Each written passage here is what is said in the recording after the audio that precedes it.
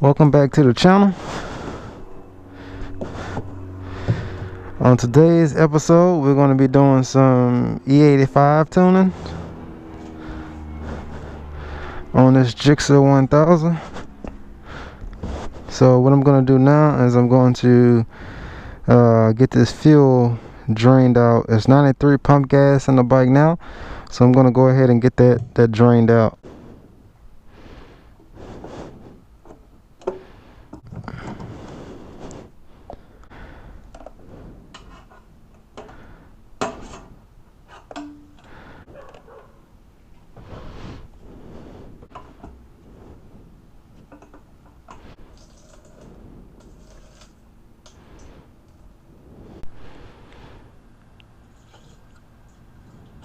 Look like we're almost completely out. And the reason why I'm draining all of this 93 out of the tank is because require a different amount of fuel. So when you mix them together, it tends to throw things way off. So when you're tuning for it, you want to make sure that you completely drain all of the gas out of it before you put the E85 in there. When people ask about E85, can they just put it in their bike? The answer is no, because if you pulled up at the gas station with no E85 tune, and let's just say you just was like, well, my tank is on E, so I'm just going to fill up with E85. And then I'm just going to ride around and see if I feel an increase in power. Your bike probably not even going to start. And if it does, it's going to run like crap, because the engine is going to be starving for fuel so bad that it's probably going to be cut in and out. And the only reason it's probably going to run, if it does run, is going to be because you still have gas in there that's kind of basically what's barely keeping it afloat. But in a normal situation, if you're empty and you go fill up E85, it's probably not going to start. And if it does start, it's probably going to cut right back off. I finally got all of the 93 drained out, like a little under 2 gallons. I had to create this little contraption right here because I wasn't paying attention. I was putting the tube in there, and for some freak way, it wrapped around the gas pump and didn't want to come back out. So I had to kind of go in there and pull the tube up a little bit to pull it out. It was the craziest thing I've seen. But I'm going to put some E85 in here. I'm going to put just a little bit. And then I'm going to start the bike up, because this particular model GSXR, I'm sure it's going to be able to handle the extra fuel demand.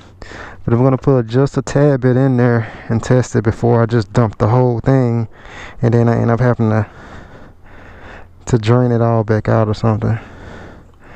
So right now I'm putting in E85. Alright, that should be enough.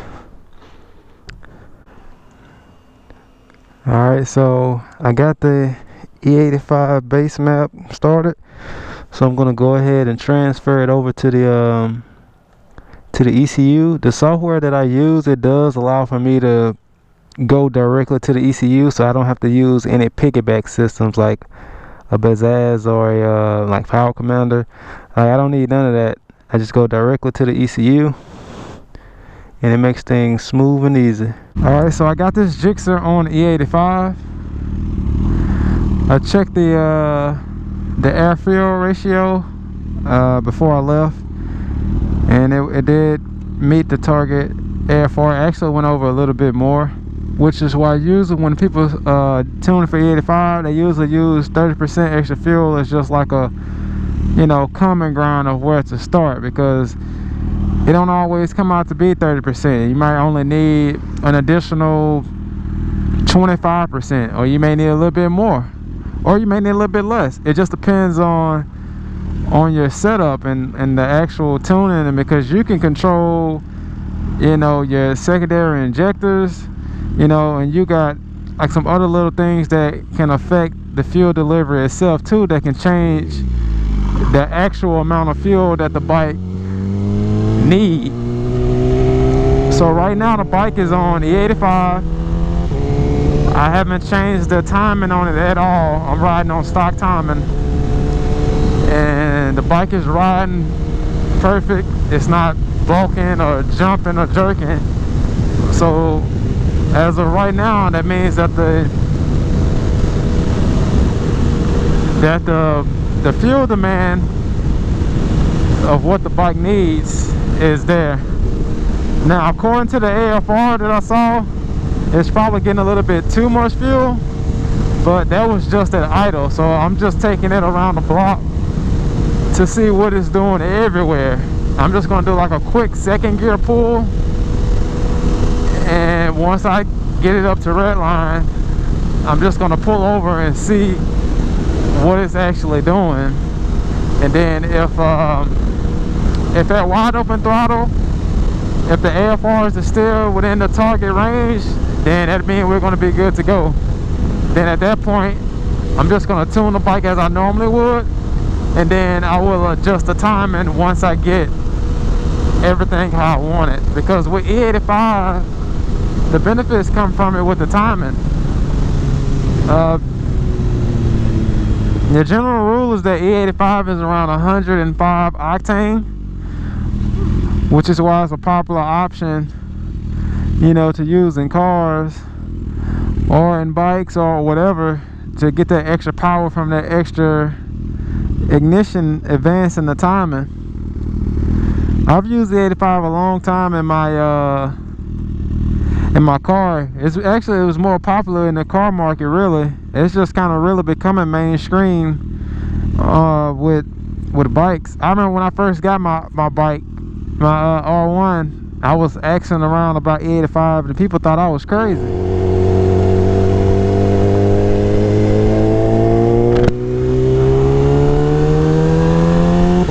Another thing too, if you're tuning for E85, you have to make sure that you put this in both your IAP map and in your, you know, regular fuel table map, your TPS map. And for those of you who don't know what that is, your IAP map is when you're at like 10% throttle and below, and your TPS map is when you're at 10% throttle or higher. So you have to make sure that both, the fuel is added to both of them, because if not, you know, you're trying to cruise up the road and the bike probably is just going to keep dying.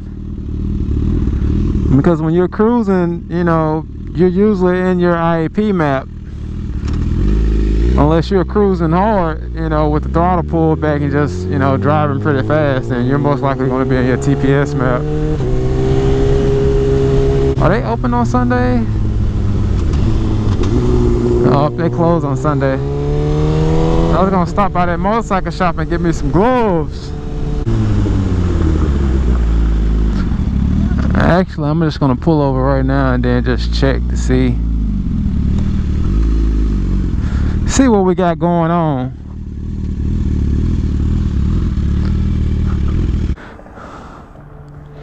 Turn the bike on.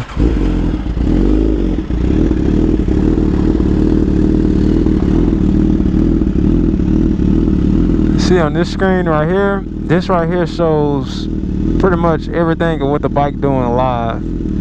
And this is kind of basically what, similar to if you was in a dyno or whatever, the same, you know, specs and things that it would show. But what I wanted to show you was, see, I added 30% fuel, right, to this Gixxer. And this is the air fuel ratio right here. And as you can see, it's idling around like 12 12, yeah, it's like around 12.2. That's super rich for just idling. And when I say super rich, I mean it's too much fuel. But it's always better to start with a safe margin versus just, you know, adding just a little bit and then find out it's way too lean, like during a pull or something. Obviously on a dyno you can watch it live, so you can kind of get out the throttle. But with street tuning, like this type of data, this is data that I can see after the fact. So, you know, obviously though, doing a pull, I mean, you usually can tell if something feels a little off or something, or whatever, which is why with this E85, I like to do just like a quick test pull, or like a half pull, or just a quick like first or second gear pull. That way I can check right then and there to see, okay, it's getting too much fuel, or hey, it's not getting enough fuel, and then I can make adjustments from there. But as of right now, the fact that it's running so much, you know, it's keeping up with this extra amount of fuel, you know, lets me know that the fuel system is kind of keeping up with the demand. Now, what I don't see when dealing with like E85 is knowing where, you know, how much percentage of, you know, fuel that the bike is demanding, or how close it is to, you know, being, if it's maxed out, or if it's at 70% capacity, or if it's at 60% capacity, or if it's at 90% capacity.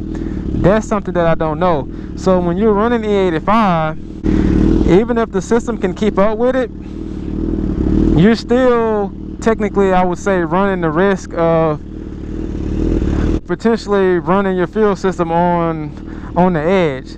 Which, I mean, if it's within this threshold, I mean, it's still going to run. But when I say running the risk, I mean, if the fuel pump normally at pump gas was going to, you know, last you, I don't know, 10 years, for example, before it went out, running E85, having the fuel system maxed out at like 90% may take a year off of that 10-year lifespan. And it's just me just thinking hypothetically in my mind. That I'm not saying that that's true or that's what's going to happen, but when you're taxing the fuel system for an additional 20% fuel, 30% fuel, then, you know, obviously you're running the fuel system a little harder than what it would be running if it was running 30% less fuel. Is kind of what I'm saying. So I'm not saying that's a good or bad thing, or that your fuel system gonna crap out next week or something like that. I'm not saying that. I'm just saying that, you know, you are requiring extra fuel to run E85. I've pretty much seen what I need to see.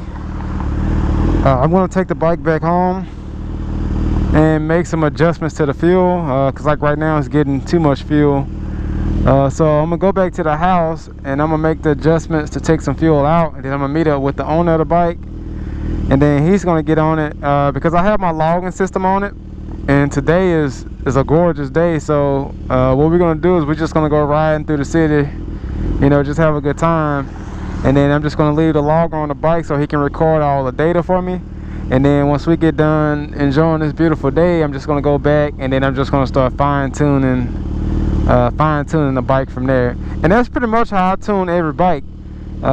Just take it out, you know, I flash it, I unlock it, take all the restrictions out, and then I just, once the base map is on there, you pretty much just have to ride the bike and just fine-tune and make your adjustments from there, and then that's it. Find out what time in the bike like, and then it's good to go from there.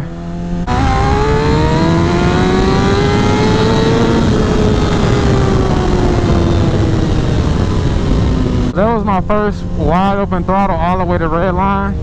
What that data right there is going to tell me is I'm going to check the data to see where is that at 100% throttle.